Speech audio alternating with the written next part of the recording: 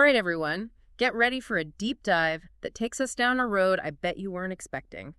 Today, we're taking a closer look at the world of community psychology. And it's a fascinating world, really. But, and this is where it gets interesting, we're also going to shine a light on the unexpected link between community psychology and, get this, right-wing political thought. Yeah, it's not a connection you see every day, is it? Yeah. That's what makes it so interesting. Totally agree. We've been digging through a ton of academic papers, and one in particular by this Venezuelan professor, Miguel A. Solis C, really caught our attention. Oh, yeah? What's he saying?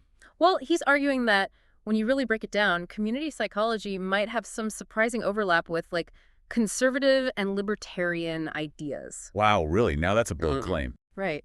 So before we dive into all that, I think it's a good idea to take a step back and make sure everyone listening is on the same page about what community psychology actually has. Definitely. Good idea.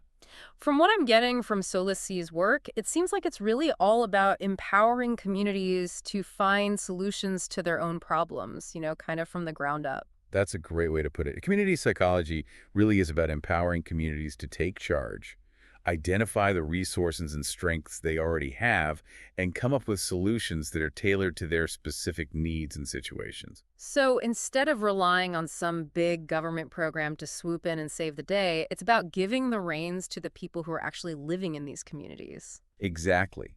It's about recognizing that one-size-fits-all solutions often don't work, and that the people closest to the issues are often the ones with the best insights into what will actually make a difference. That makes a lot of sense when you put it like that. But I have to ask, how is this different from, like, regular psychology? Don't they both basically deal with people and, their problems? That's a really important distinction to make. You see, traditional psychology often focuses on the individual. Right, so it's about understanding that person's thoughts, feelings, behaviors, all within the context of their individual experiences. Exactly. And while that's obviously crucial, community psychology takes a bit of a wider view.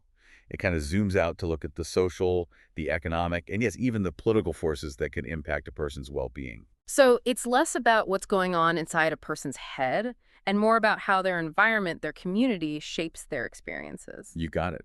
And that's actually where this whole connection to libertarian thought starts to make a little more sense. You see, community psychology, it really emphasizes these decentralized approaches. It's about recognizing that there isn't some magic one-size-fits-all solution to every problem out there, right? Right. Totally. Every community is different. They have their own unique challenges, their own strengths. Cookie-cutter solutions probably aren't going to cut it. Exactly. And that focus on local solutions, on empowering people to make decisions that directly affect their lives, well, that aligns pretty well with some key principles of libertarianism, don't you think? Now that you mention it, yeah, it kind of does. Less government intervention, more power in the hands of the people, that whole idea. Precisely. It's about bringing decision-making as close to the individual level as possible. Okay, this is all starting to click now. I remember reading in Solis C's work that he actually believes community psychologists could even play a role in helping communities implement, get this, market-based solutions, like actually using the free market as a tool for community development. I have to admit, that one threw me for a loop a little bit. It does sound a bit counterintuitive at first, doesn't it? It does. Because when I think of the free market, I think of competition, right? Like everyone's out for themselves, trying to get ahead. How does that jive with building a sense of community, where people are looking out for each other? That's the common misconception. And actually, Solis C, he draws inspiration from thinkers like Edmund Burke and Friedrich Hayek, who believed that under the right conditions, free markets could actually promote cooperation. Wait, really? I'm all ears because I'm not quite seeing how that works. Okay, so think of it like this. When you have a system where people are free to start their own businesses, to trade freely, to pursue their own economic goals, it actually creates this web of interdependence within a community. Because if everyone in the neighborhood is setting up shop, then they all rely on each other to be successful. Exactly. People are more likely to support local businesses, to invest in their communities, because they have a direct stake in seeing those communities thrive. And that, my friend, that can lead to a much more resilient and prosperous community overall. So it's kind of like that old saying, a rising tide lifts all boats. You got it. But it's not just about the money, It's also about a sense of ownership, of agency. When people feel like they have a real say in how their community is run, including how its economy functions, they're much more likely to be actively engaged in that community. Yeah, they're going to show up, they're going to volunteer, they're going to look out for their neighbors because they have skin in the game, right? Now you're getting it. It's about fostering that active participation, that sense of shared responsibility, which, let's be honest, is the heartbeat of any strong community. You know what? You've made a really compelling case. But, and I hate to be a downer here, I do have to play devil's advocate for a moment. What about the potential downsides to a purely market-driven approach? I mean, what happens to the folks who, for whatever reason, aren't able to just pull themselves up by their bootstraps and join this thriving market economy?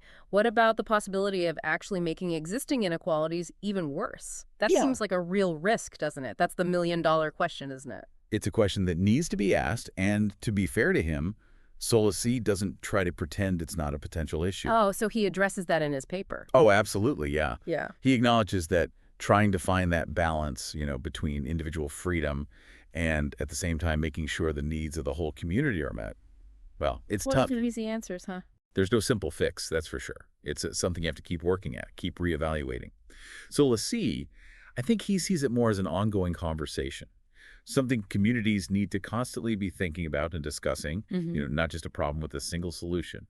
And he thinks that community psychologists, because they get both the individual side of things, AD, the group dynamics, they're in a really good position to help communities navigate all of that. So they're like the guides who can help communities find a path forward that works for everyone. Exactly. And sometimes that might mean looking at ideas from different perspectives. Even some that might seem like they're at odds with each other at first glance. Like, remember that tragedy of the commons idea? Where if everyone just acts in their own self-interest, it ends up hurting everyone in the long run. Oh, right, like overfishing or something like Yeah. that? Exactly. If everyone takes as much as they want, pretty soon there's nothing left for anyone.